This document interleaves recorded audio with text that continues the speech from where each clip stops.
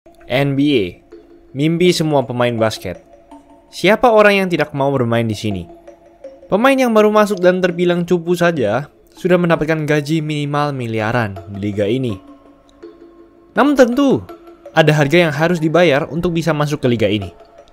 Namun, mungkin kamu bertanya-tanya sekarang, mengapa masuk ke NBA itu sangat-sangat susah? Bahkan lebih susah daripada masuk ke NFL, liga tertinggi olahraga football, di mana football adalah olahraga favorit nomor 1 di negara Amerika Serikat. Di episode kali ini, kami akan membahas mengapa masuk ke NBA itu sangat susah. Sebelum lanjut, jangan lupa like dan subscribe ya. Simak ulasan berikut ini. Sebagai awalan, perhatikan angka berikut. Di negara Amerika, hanya 2,9% pemain Liga Senior SMA yang masuk ke Liga Profesional Kampus. Itu artinya, dari 10.000 orang, hanya 300 orang saja yang masuk ke Liga Profesional Kampus. Lalu, hanya 1,3% pemain NCAA Senior yang didraft ke NBA. Itu artinya, dari 300 orang tadi, hanya 3 orang saja yang masuk di draft ke NBA. Anda ingat juga, ada beberapa pemain yang langsung di draft dari SMA langsung ke NBA, seperti Kobe Bryant dan LeBron James. Anda tahu berapa kemungkinan untuk seorang pemain yang di draft langsung dari SMA ke NBA? 0,03% saja. Itu artinya, dari 10.000 orang pemain SMA, hanya 3 pemain saja yang bisa langsung masuk ke NBA. Bila ditambah kemungkinan suatu pemain bisa menjadi hebat seperti LeBron dan Kobe di NBA, angkanya akan sangat mengejutkan. Bisa 1 dari 1.000.000 orang. Lalu fakta selanjutnya, pada musim 2015-2016, totalnya ada 445 pemain NBA. Populasi pria di dunia adalah 3,5 miliar pria di dunia saat itu. Jadi bayangkan saja, dari 3,5 miliar orang, hanya 445 orang saja yang berhasil masuk NBA, atau sekitar 0,00001%. Untuk masuk ke suatu liga profesional, tentu kita membutuhkan 2 hal, yaitu bakat dan kerja keras. Bila Anda punya bakat namun tak kerja keras, Anda tidak akan bisa masuk ke sini. Sebaliknya, bila Anda kerja keras, mau sekeras apapun, namun tidak ada bakat sejak kecil, maka Anda tidak akan bisa masuk ke liga ini. Mari kita breakdown alasan lebih detail mengapa masuk ke NBA itu sangat susah. Pertama adalah postur tubuh. Kita ambil contoh, bukannya menjelek-jelekan Indonesia, namun ada satu alasan yang sangat berpengaruh mengapa pemain Indonesia belum pernah ada yang sampai ke NBA, adalah tinggi rata-rata manusia Indonesia. Rata-rata tinggi pria Indonesia ada di angka 164 cm. Dan negara kita berada di urutan ke-11 sebagai negara dengan populasi manusia terpendek. Oke, mungkin ada yang bilang, Maxi Box memiliki tinggi 160 cm, namun bisa masuk di NBA dan menjadi pemain inti yang solid. Spotweb di tinggi 168 cm, bahkan bisa menang dunk kontes. Ya, namun realistik saja. Bisa dikatakan, kedua pemain tersebut hanyalah 2 dari antara berjuta-juta orang, ya kan? Dan mereka berdua masih bukanlah superstar. Terbukti, pemain terpendek yang pernah masuk jajaran All-Star adalah Isaiah Thomas dengan tinggi 175 cm. Itu saja sudah 11 cm lebih tinggi dari rata-rata pria Indonesia. Dan kita tahu juga, Isaiah Thomas hanya berhasil 2 kali All-Star. Namun sekarang, karirnya konstan menurun dan ia juga menghilang dari NBA. Kita ambil contoh lain, negara Cina, yang merupakan salah satu negara terkuat di benua Asia, mereka memiliki rata-rata tinggi pria 170 cm. Itu saja, hanya beberapa pemain saja yang berhasil masuk ke NBA. Dan yang sukses, bahkan hanya 1, yaitu Yao Ming. Namun Yao Ming hanyalah 1 dari berjuta-juta orang, bukan? Jadi untuk benua Asia, salah satu penghalang terbesar mengapa pemain Asia susah untuk bermain di NBA adalah karena postur dan tinggi tubuh. Karena banyak negara di benua Asia yang memiliki tinggi rata-rata yang rendah di angka 170 cm. Faktanya, hanya ada 2% pemain NBA yang bertinggi 180 cm ke bawah saat ini. Contoh nyata dari kasus ini adalah Julian Newman. Saat masih SMP dan SD, dia sudah digadang-gadang bakal menjadi bintang NBA dan penerus Kyrie Irving karena ball handlingnya yang sangat gila. Namun kita semua tahu, banyak orang yang bilang dia overrated.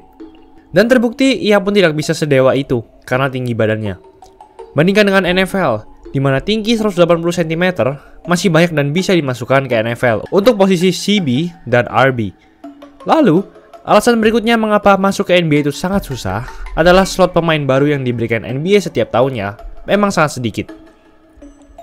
Kita bandingkan dengan Liga NFL, liga football tertinggi dan favorit di Amerika. Dalam NFL, ada 32 tim, dan setiap timnya memiliki 53 pemain.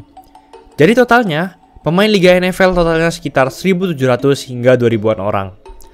Pada saat off-season, NFL boleh mengadakan seleksi bagi pemain baru untuk masuk hingga mencapai 99 orang, bahkan untuk beberapa bulan.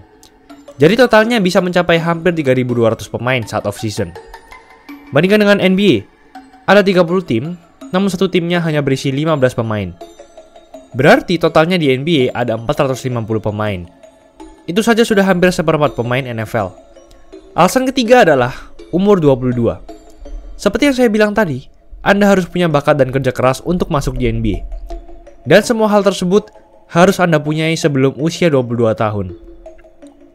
Bila Anda baru mencapai puncak performa Anda di atas 22 tahun, well, karir Anda di NBA mungkin akan pupus. NBA memperingatkan tim-tim untuk tidak mendraft pemain yang sudah berusia 22 tahun atau lebih.